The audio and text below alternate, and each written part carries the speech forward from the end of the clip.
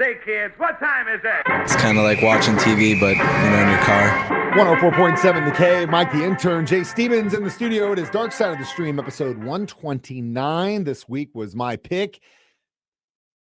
MH370, the plane that disappeared, which was released on Netflix earlier this month, or in March, rather. And it was to remember that flight on the 9th anniversary of its disappearance, which, again, I can't believe it's been 9 years, A. And B, they still have no clue where this plane went, man. I did not know this. I thought they figured it out. Dude, I thought they figured it out by now. You're talking about a plane. We're living in a time in the world right, where you got satellites and you can pinpoint anything in the world. Sky. You can read license plates from the outer space. Zoom in, yeah. You can literally see a guy light a cigarette in his car. You can see me naked watering the lawn from the sky. It's like, but how the hell can they not? Why they can't fight? Well, I'll tell you why. This is mysterious. It goes back to with the UFO thing. What, like 85-90% of the world's ocean still hasn't been tracked. So it is probably deep down in the bottom of the ocean somewhere. But no fragments, no pieces. But the fact that nothing survived, I mean, not a black box, not a piece of the plane. They have found things that they thought were, but then that's what I see. I out, caught those news stories and I thought, okay, they found a piece of the plane.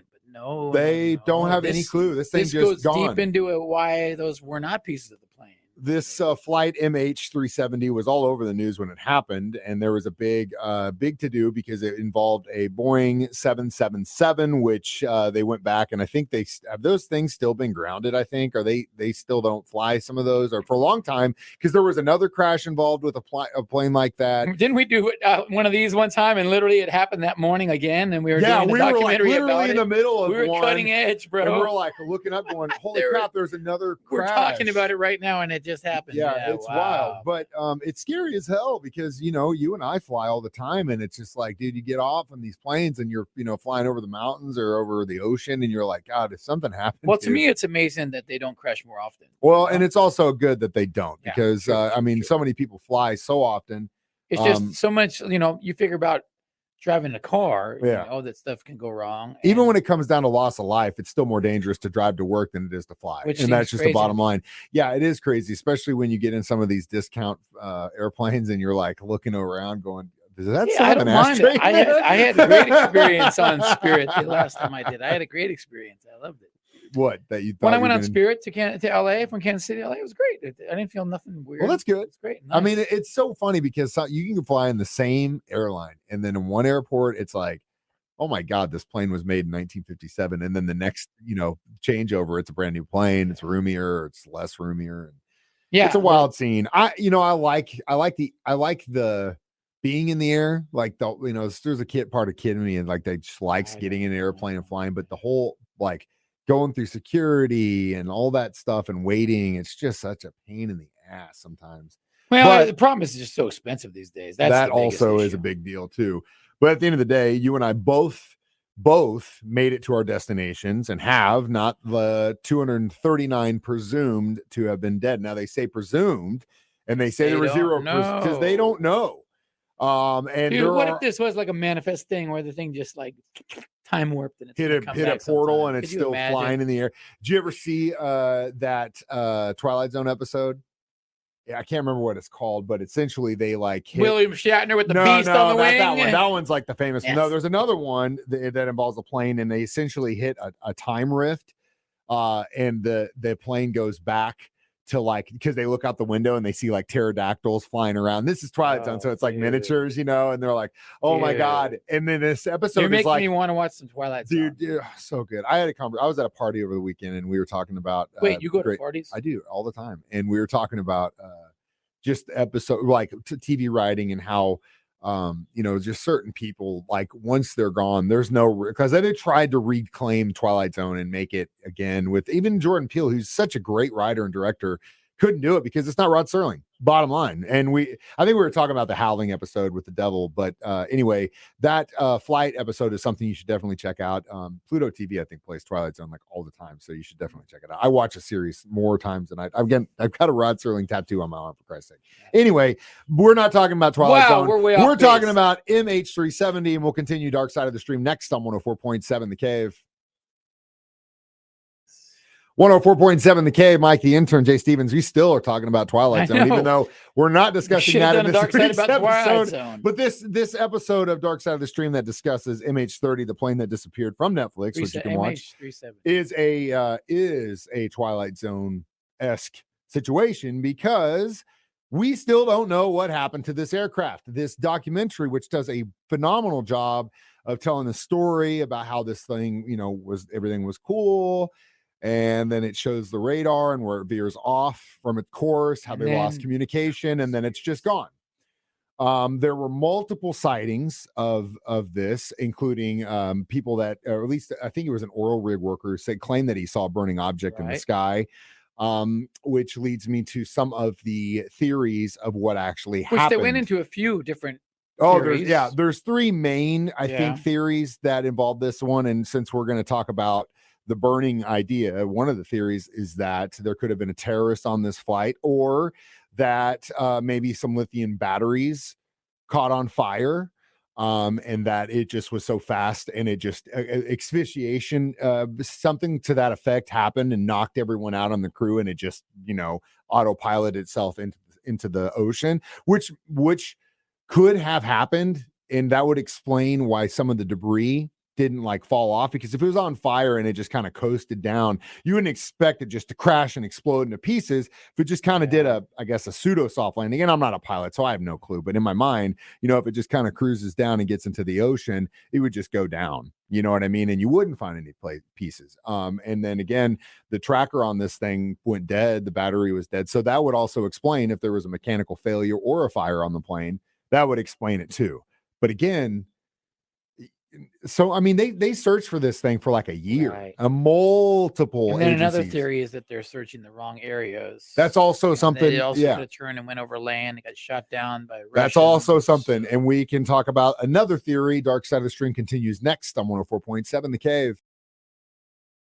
104.7 The Cave. Mike, the intern, Jay Stevens, back in the studio discussing MH370, the plane that disappeared. So Jay brought up a good point, and that was one of the theories that what happened to this plane was that possibly it was shot down over land by military, and they're covering it up. They thought it was something else. This wouldn't be the first time that a military had accidentally downed a plane, Russia.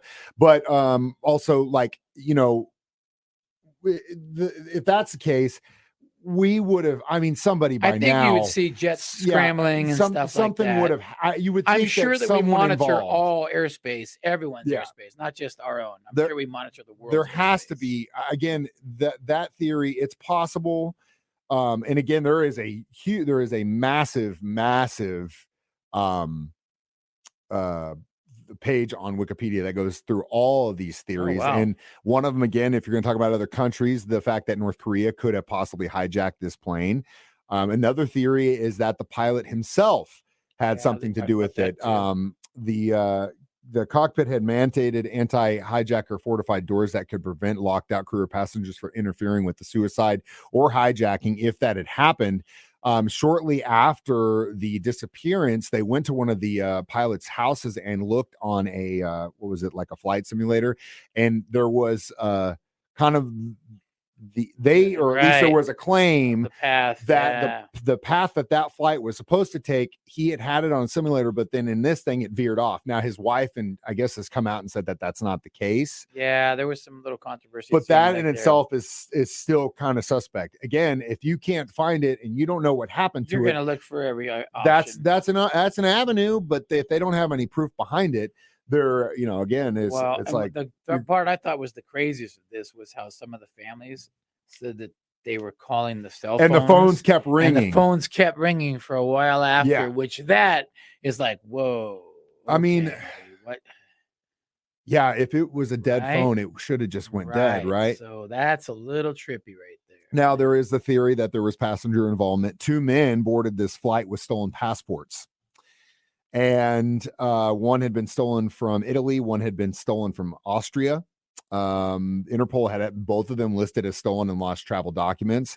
So that in itself is weird because the 2 one-way tickets purchased from the holders of these passports were booked through China Southern Airlines. And it was reported that an Iranian had ordered the cheapest tickets to Europe via telephone in Bangkok, Thailand, which the passports were stolen in, and he paid in cash. So they think, though, that these two men were believed to be asylum seekers and that they don't think that this was a terrorist incident. It was just, look at this. They found it and they're like, okay, wait, whoa. But this then may again, go down as one of the great mysteries. It could. Another theory, again, we talked about crew involvement. We talked about the cargo having to do something. Those lithium batteries could have had something to do with it. But again, it all comes down to the fact that when it involves a country who might not know what the hell they're doing, we still don't know. 239 lives lost or presumably lost because we don't know. But the fact that those phones kept ringing, that's weird. After the fact, man. Weird. So weird. We will give it our review. How many planes lost next? Dark Side of the Stream continues on 104.7 The Cave. Mike the Intern, Jay Stevens, back in the studio one more time. Dark Side of the Stream, episode 129. If only this would have started 20 seconds earlier. Yeah, the stuff that we talk about in between. My God. No holds barred. Well, you guys aren't in here, and that's a good thing. We need to do it like a behind the scenes. It's between in our a marriage. Pay-per-view, a Patreon pay-per-view. These conversations stay in our marriage. Wow. Yeah, I would give this documentary probably a 4. Yeah, solid. I think a 4 too, because I did not know that they have not found anything. There's a guy that claims he found pieces, but it's not, man. And again, the thing about it is, like, when this happened, the media was just all over the place about, well, is it the plane? Is it this? Is it this? Is it this? And at the end of the day, we don't know. And it was just, you grasp for straws, but until someone really figures it out, it's probably just going to go down as one of those things like the Bermuda Triangle, where they just disappeared and no one ever heard from them again, which is unfortunate. Again, 239 presumably lost lives is a lot. And that's a scary thing every time you're on a plane and you're about ready to take off. Especially flying to Hawaii over the ocean for there's hours over the ocean. Japan, flying over the Pacific all the way to Japan is just like when you're watching the sun go up and go up again and all these things. Like, yeah, dude, it's scary. It's really scary. But again, we don't know. And that's why we do these things, Dark Side of the Stream. Yeah. Jay's for episode 130, it's his pick. I'm going to go real easy on us, a nice short one, a real short free one. Thank God. It's like 20 minutes long. What? 20 minutes? That's how long these episodes are. Am I still even on there? I think so. My thing is we'll figure it out. It's on YouTube, and you have to search Tesla Secrets of the Pyramid. Nikola Tesla Secrets of the Pyramid. It's I don't know the exact name, but it's like a 20-minute long. You might be able to pull it up there and find out the exact name. Tesla knew the secrets of the pyramid or something. And it's talking about these great pyramids, that they were not tombs, that he thinks they were energy conductors. Antennas, essentially. For an ancient civilization. Okay, I'm excited about that. Deep thoughts on Interest peaked.